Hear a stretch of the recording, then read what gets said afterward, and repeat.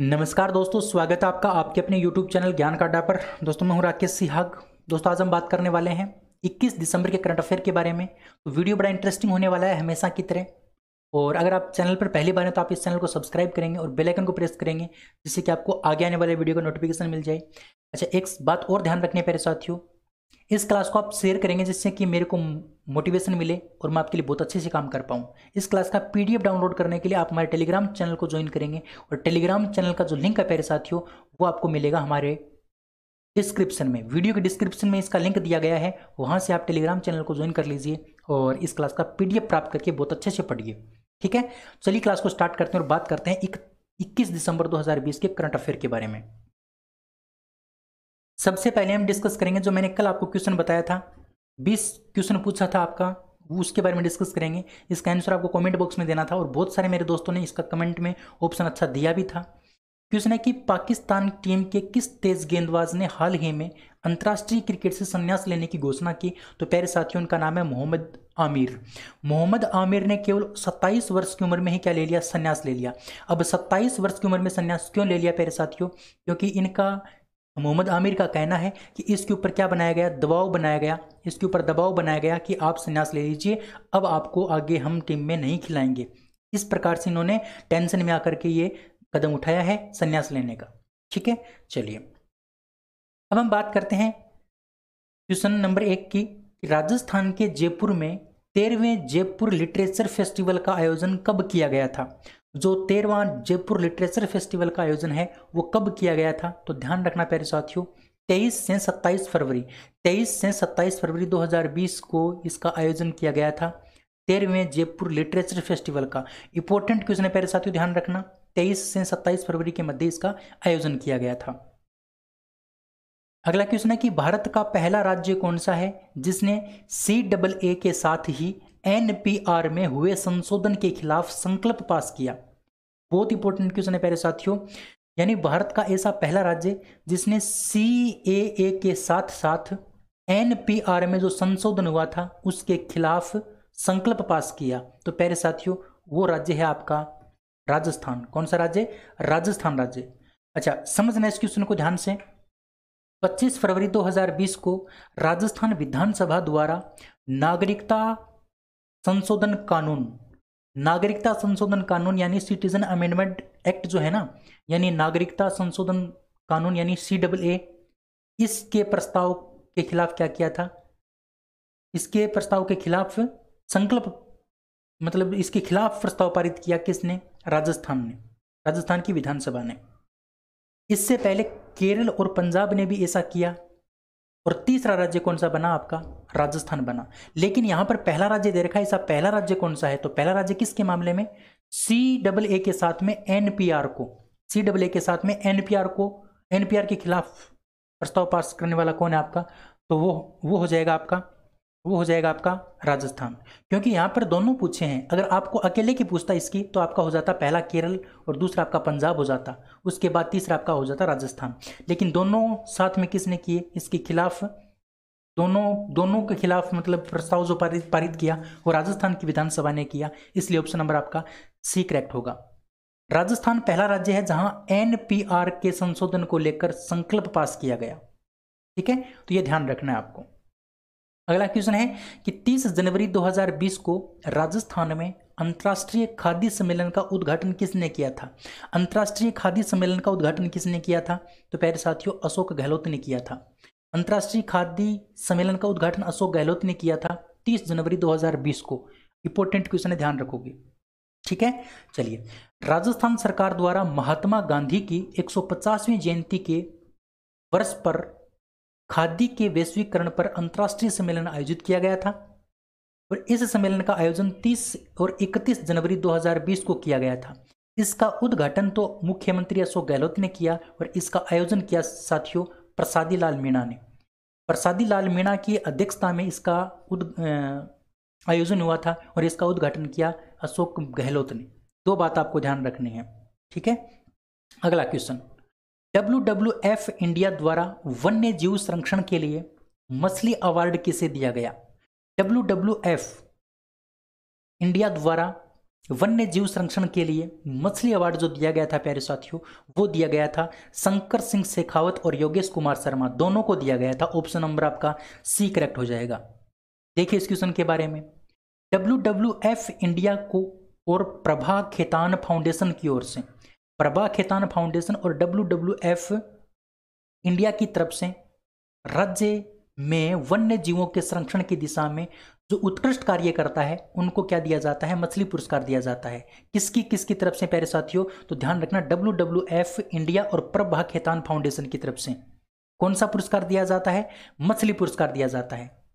और ये जो पुरस्कार है प्यारे साथियों, ये किस किस को मिला है, एक तो मिला है आपका ध्यान रखना सरिस्का की जो वाइल्ड लाइफ रेस्क्यू टीम है, वाइल्ड लाइफ जो रेस्क्यू टीम है उसकी अगुवाई करने वाले शंकर सिंह शेखावत को, और यहीं के सहायक वनपाल योगेश कुमार शर्मा को, यहीं पर सहायक योगेश कुमार शर्मा को क्या मिला है, ये मछली पुरस्कार मिला है। तो दो नाम ध्यान रखने हैं, शंकर सिंह शेखावत जो सरिस्का की जो वाइल्ड लाइफ रेस्क्यू टीम है उसकी अगुवाई करते हैं, और यहीं पर सहायक वनपाल के रूप में काम कौन करते हैं, योगेश कुमार करते हैं। दोनों को ही ये मछली पुरस्कार दिया गया है WWF इंडिया और प्रभा खेतान फाउंडेशन की तरफ से। ठीक है, अगला क्वेश्चन, राजस्थान के किस मूर्तिकार को राष्ट्रीय मीरा कला सम्मान 2020 प्रदान किया गया था? राष्ट्रीय मीरा कला सम्मान 2020 किसने प्रदान किया, ध्यान रखिए आप अच्छे से। तो ये जो मतलब ये जो दिया गया था वो दिया गया था आपका हिम्मत शाह को। किसको दिया गया था, हिम्मत शाह को। राष्ट्रीय मीरा कला सम्मान 2020 किसको प्रदान किया गया, हिम्मत शाह को, जो एक मूर्तिकार है प्यारे साथियों। ठीक है ना, ध्यान रखोगे, राष्ट्रीय मीरा कला सम्मान 2020 हिम्मत शाह है। बड़ा इंपॉर्टेंट क्वेश्चन है। चलिए अब हम बात करते हैं आज के पहले क्वेश्चन की। आज का पहला क्वेश्चन आपके सामने है कि हाल ही में मुख्यमंत्री अशोक गहलोत ने रंगीन मछली एक्वेरियम गैलरी का लोकार्पण कहां पर किया है? रंगीन मछली एक्वेरियम गैलरी का लोकार्पण मुख्यमंत्री अशोक गहलोत ने कहां पर किया है? तो ध्यान रखना साथियों, बिसलपुर बांध, बिसलपुर में किया है। कहां पर किया है, बिसलपुर में किया है। रंगीन मछली एक्वेरियम गैलरी का लोकार्पण, रंगीन मछली एक्वेरियम गैलरी का लोकार्पण आपका जो किया है वो बिसलपुर में किया गया है। किसके द्वारा, मुख्यमंत्री अशोक गहलोत के द्वारा। अच्छा, इस क्वेश्चन के बारे में डिटेल से चर्चा करते हैं। 18 दिसंबर 2020 को राजस्थान गहलोत सरकार को 2 वर्ष पूरे हो गए, और जैसे ही पूरे 2 वर्ष हुए उसके ऊपर अनेक कार्यक्रमों का आयोजन किया गया था। और इसी आयोजन के दौरान प्यारे साथियों, अशोक गहलोत ने बिसलपुर में रंगीन मछली एक्वेरियम गैलरी और ब्रीडिंग सेंटर का शुभारंभ किया। बड़ी इंपॉर्टेंट बात मैंने आपको बताई है, रंगीन मछली एक्वेरियम गैलरी का उद्घाटन आपका किया गया है बिसलपुर में। ठीक है, और ब्रीडिंग सेंटर भी आपका बिसलपुर में बनेगा। बिसलपुर राजस्थान के टोंक जिले के अंतर्गत आता है। किसके जिले के अंतर्गत आता है, टोंक जिले के अंतर्गत आता है, ध्यान रखना। और बिसलपुर बांध जो है ना प्यारे साथियों, वहीं से लगभग टोंक, कोटा, जयपुर, यहाँ पर क्या होता है, पानी की सप्लाई होती है, पीने के पानी की सप्लाई होती है। ये बात भी आप ध्यान रखेंगे। ठीक है, अगला क्वेश्चन, हाल ही में राजस्थान के पूर्व महासचिव रमाकांत व्यास का निधन हो गया। इनका संबंध किस स्थान से है, इनका संबंध किस स्थान से है? जो पूर्व महासचिव हैं रमाकांत व्यास, इनका निधन हो गया, और इनका जो संबंध है प्यारे साथियों वो जयपुर से है। कहां से है ये, जयपुर से है। ध्यान रखना, ऑप्शन नंबर बी आपका बिल्कुल करेक्ट होगा। अगला क्वेश्चन है कि हाल ही में किस राज्य सरकार ने वृक्षारोपण निगरानी ऐप का शुभारंभ किया है? वृक्षारोपण निगरानी ऐप का जो शुभारंभ किया है प्यारे साथियों वो किसने किया है? तो वो किया है प्यारे साथियों राजस्थान सरकार ने। कौन सी सरकार ने, राजस्थान सरकार ने किया है। ऑप्शन नंबर आपका सी बिल्कुल करेक्ट हो जाएगा। वृक्षारोपण निगरानी ऐप, इसके बारे में कुछ चर्चा करते हैं। देखिए, 18 दिसंबर 2020 को राजस्थान के मुख्यमंत्री अशोक गहलोत ने वृक्षारोपण निगरानी ऐप का शुभारंभ किया। यह ऐप वन विभाग और संचार विभाग तथा सूचना प्रौद्योगिकी द्वारा विकसित की गई है। ये जो वृक्षारोपण निगरानी ऐप है प्यारे साथियों, ये किसके द्वारा विकसित की गई है? ये एक तो वन विभाग के द्वारा, एक संचार विभाग के द्वारा, और एक सूचना प्रौद्योगिकी विभाग के द्वारा। तीनों बात आपको ध्यान रखनी है। अगला क्वेश्चन, वर्तमान में राजस्थान के तकनीकी शिक्षा मंत्री कौन है? राजस्थान के तकनीकी शिक्षा मंत्री वर्तमान में कौन है, आपको यह बताना है। तो प्यारे साथियों ध्यान रखना, डॉक्टर सुभाष गर्ग। डॉक्टर सुभाष गर्ग क्या है, तकनीकी शिक्षा मंत्री हैं। प्यारे साथियों 3 प्रकार के शिक्षा मंत्री हैं। एक तो आपका तकनीकी शिक्षा मंत्री कौन हो गया, सुभाष गर्ग हो गया, सुभाष गर्ग हो गए। अच्छा, एक है उच्च शिक्षा मंत्री। उच्च शिक्षा मंत्री कौन है प्यारे साथियों? उच्च शिक्षा मंत्री जो है वो है आपके भंवर सिंह भाटी। कौन है, भंवर सिंह भाटी, राजस्थान के अंदर भंवर सिंह भाटी। अच्छा, एक है माध्यमिक और प्राथमिक, माध्यमिक व प्राथमिक, माध्यमिक व प्राथमिक, प्राथमिक शिक्षा मंत्री, माध्यमिक व प्राथमिक शिक्षा मंत्री का नाम है गोविंद सिंह डोटासरा, गोविंद सिंह डोटासरा। तो तीन बात आपको ध्यान रखनी है, तकनीकी शिक्षा मंत्री सुभाष गर्ग, उच्च शिक्षा मंत्री आपके भंवर सिंह भाटी, और माध्यमिक और प्राथमिक शिक्षा मंत्री कौन है? गोविंद सिंह डोटासरा। ठीक है, चलिए अगला क्वेश्चन आपके सामने है कि देश का पहला मेगा लेदर पार्क कहां स्थापित किया जाएगा? देश का पहला मेगा लेदर पार्क कहां स्थापित किया जाएगा? तो ध्यान रखना मेरे प्यारे साथियों, कानपुर के अंदर इसको स्थापित किया जाएगा। कहां पर स्थापित किया जाएगा? कानपुर के अंदर। ऑप्शन नंबर आपका जो सी है वो क्या हो जाएगा? बिल्कुल करेक्ट। देश का पहला मेगा लेदर पार्क जो स्थापित किया जाएगा वो आपका कानपुर में किया जाएगा। कहां पर किया जाएगा? कानपुर में किया जाएगा। ऑप्शन नंबर सी बिल्कुल बिल्कुल राइट हो जाएगा। अच्छा देखिए, इस लेदर पार्क का निर्माण 5,850 करोड़ रुपए की लागत से किया जाएगा। और प्यारे साथियों, कानपुर का जो रहीमपुर गांव है, कानपुर का जो रहीमपुर गांव है वहीं पर यह पार्क स्थापित किया जाएगा। और ये जो पार्क है प्यारे साथियों, ये मेगा लेदर क्लस्टर प्रोजेक्ट का हिस्सा है। ये क्वेश्चन आपसे पूछा जा सकता है कि मेगा लेदर पार्क जो कानपुर में स्थापित किया गया वो किस प्रोजेक्ट का हिस्सा है? तो ध्यान रखना, मेगा लेदर क्लस्टर प्रोजेक्ट का क्या है? हिस्सा है। लेदर मतलब चमड़ा। अच्छा, केंद्रीय चमड़ा अनुसंधान संस्थान कहां पर है? तो केंद्रीय चमड़ा अनुसंधान संस्थान आपका चेन्नई में है। ये बात आपको ध्यान रखना है बड़े अच्छे से। ठीक है, अगला क्वेश्चन, निम्न में से किस भारतीय दिग्गज उद्योगपति को global visionary of sustainable business and peace पुरस्कार से सम्मानित किया जाएगा? Global visionary of sustainable business and peace पुरस्कार से सम्मानित किसको किया जाएगा? तो प्यारे साथियों, रतन टाटा जी को किया जाएगा। किसको किया जाएगा? रतन टाटा को। रतन टाटा को global visionary of sustainable business and peace पुरस्कार से सम्मानित किया जाएगा। ध्यान रखना, देखिए यह पुरस्कार किसकी तरफ से दिया जाएगा? तो ध्यान रखना, यह पुरस्कार federation of Indo Israel chamber of commerce द्वारा प्रदान किया जाएगा। Federation of Indo Israel chamber of commerce के द्वारा प्रदान किया जाएगा।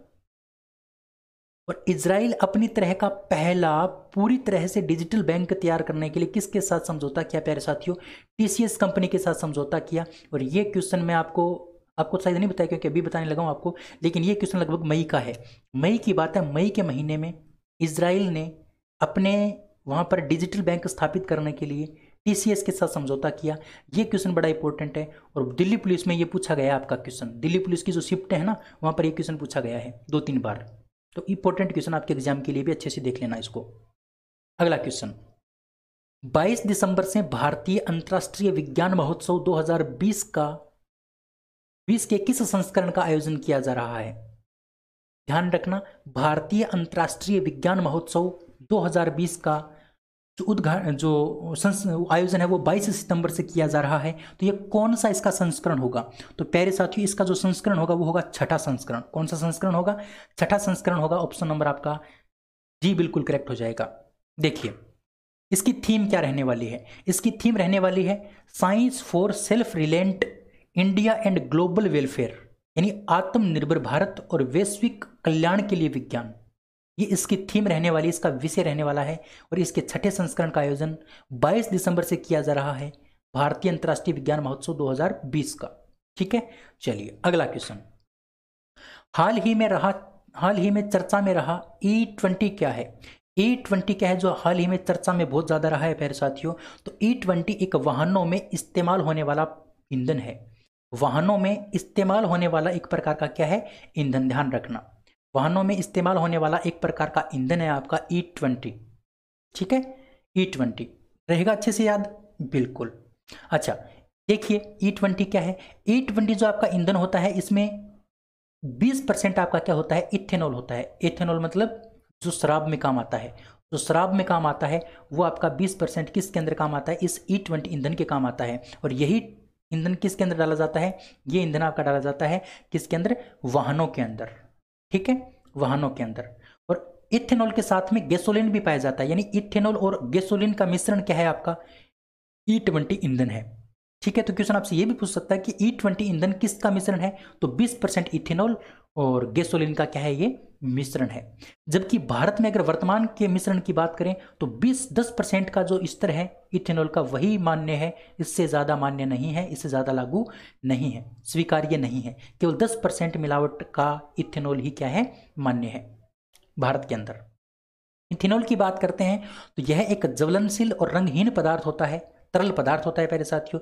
इसका उपयोग मादक पेय पदार्थ के लिए, मैंने आपको बताया था ना, मादक का मतलब जो हमें क्या करता है, मस्त मौला कर देता है, उसको मादक पेय पदार्थ बोलते हैं, जैसे शराब।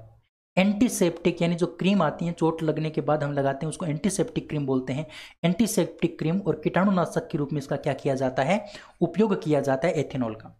ठीक है, चलिए अगला क्वेश्चन है कि हाल ही में जारी मानव स्वतंत्रता सूचकांक 2020 में 162 देशों की सूची में भारत किस स्थान पर रहा? मानव स्वतंत्रता सूचकांक 2020 में। तो प्यारे साथियों इसका जो करेक्ट आंसर आपका हो जाएगा वो हो जाएगा 111वां स्थान। भारत को कौन सा स्थान मिला? 111वां स्थान मिला। कितने देशों में से? 162 देशों में से। कौन सी सूची के अंदर? मानव स्वतंत्रता सूचकांक 2020 के अंदर। अच्छा, एक मैंने आपको कल या परसों बताया था, मानव विकास सूचकांक, मानव विकास सूचकांक, मानव विकास सूचकांक 2020 में भारत को कौन सा स्थान मिला था? तो ध्यान रखना प्यारे साथियों, 189 देशों में से 131वां स्थान भारत को मिला था, 189 में से 131वां। और मानव स्वतंत्रता की अगर बात करते हैं, मानव की स्वतंत्रता की अगर बात करते हैं तो भारत कौन से स्थान पर है? 111वें स्थान पर है। यहाँ पर प्रथम स्थान पर आपका है प्यारे साथियों कनाडा, सॉरी न्यूजीलैंड, दूसरे पर आपका स्विट्जरलैंड है, तीसरे पर हांगकांग है, चौथे पर आपका डेनमार्क है और पांचवें पर आपका ऑस्ट्रेलिया है। इसको किसने जारी किया प्यारे साथियों? कनाडा का जो फ्रेजर इंस्टीट्यूट है, कनाडा का जो फ्रेजर इंस्टीट्यूट है और जो काटो इंस्टीट्यूट है, दोनों इंस्टीट्यूट आपके कहाँ के हैं? कनाडा के हैं। और दोनों ने ही क्या किया है? संयुक्त रूप से इसको जारी किया है। दोनों ने संयुक्त रूप से इसको जारी किया है। इसमें 5 टॉप देश मैंने आपको बता दिए। अब हम पड़ोसी देशों की बात करते हैं। पड़ोसी देश पाकिस्तान 140वें देश पर, 140वें नंबर पर, बांग्लादेश 139वें पर, चीन 129वें नंबर पर, भूटान 108वें स्थान पर, श्रीलंका 94 और नेपाल 92। यानी भारत इन सभी से लगभग क्या है? ठीक ठाक है। ठीक है, मानव स्वतंत्रता सूचकांक के अंदर। और मानव विकास सूचकांक की बात मैंने आपको कल बताई थी, 131वें स्थान पर भारत रहा था। अगला क्वेश्चन, किस राज्य ने रूफटॉप सोलर पावर के लिए भारत या फिर एशिया का पहला ब्लॉकचेन सक्षम peer to peer trading platform शुरू किया है? उस राज्य का नाम आपको बताना है जिसने रूफटॉप सोलर पावर के लिए, रूफटॉप सोलर पावर के लिए भारत या एशिया का पहला ब्लॉकचेन सक्षम peer to peer trading platform launch किया है या शुरू किया है। तो प्यारे साथियों उस राज्य का नाम है उत्तर प्रदेश। उस राज्य का नाम है उत्तर प्रदेश। उत्तर प्रदेश ने ब्लॉकचेन सक्षम peer to peer trading platform को स्टार्ट किया है। देखिए, इस परियोजना को इंडिया स्मार्ट ग्रिड फोरम द्वारा blockchain technology partner Power Ledger और अबजोन कंसल्टेंसी के साथ इसको क्या किया जाएगा? क्रियान्वित किया जाएगा। इंडिया स्मार्ट ग्रिड फोरम इसको क्या करेगा? इसको क्रियान्वित करेगा, इसको संचालित करेगा। और किसके साथ मिलकर के? पावर लेजर और अबजोन कंसल्टेंसी के साथ मिलकर के। तो ये बात बड़ी इंपॉर्टेंट है। हाँ, थोड़ा याद आपको रखना पड़ेगा प्यारे साथियों, लेकिन बात बड़ी इंपॉर्टेंट है। जो मैं आपको फैक्ट बताता हूँ वो आपके बहुत काम के सिद्ध होंगे। आप अच्छे से इनको पढ़ लिया करो। इसका पीडीएफ आपको दे दिया जाता है। पीडीएफ आपको मिल जाता है प्यारे साथियों टेलीग्राम चैनल पर। टेलीग्राम चैनल का लिंक वीडियो के डिस्क्रिप्शन में दिया गया है, वहाँ से आप जुड़ सकते हैं और अच्छे से आप अपनी तैयारी कर सकते हैं पीडीएफ लेकर के। ठीक है, चलिए अभी हम यहाँ पर बात करते हैं उत्तर प्रदेश के बारे में। उत्तर प्रदेश का जो गठन है प्यारे साथियों वो 24 जनवरी 1950 को किया गया था। राजधानी लखनऊ है, मुख्यमंत्री योगी आदित्यनाथ जी हैं, है ना। और राज्यपाल यहाँ के कौन है? आनंदीबेन पटेल। आनंदीबेन पटेल एमपी के भी राज्यपाल हैं, ठीक है ना। हाँ, मुख्य न्यायाधीश की अगर बात करते हैं तो संजय यादव यहाँ के मुख्य न्यायाधीश हैं। यहाँ पर हाईकोर्ट जो है प्यारे साथियों वो प्रयागराज में है, इलाहाबाद के अंदर। लोकसभा की 80 सीटें हैं, राज्यसभा की 31 सीटें हैं, विधानसभा की 404 सीटें मान सकते हो। विधानसभा की कितनी है आप? विधान परिषद की आपकी कितनी हैं? 100 सीटें हैं।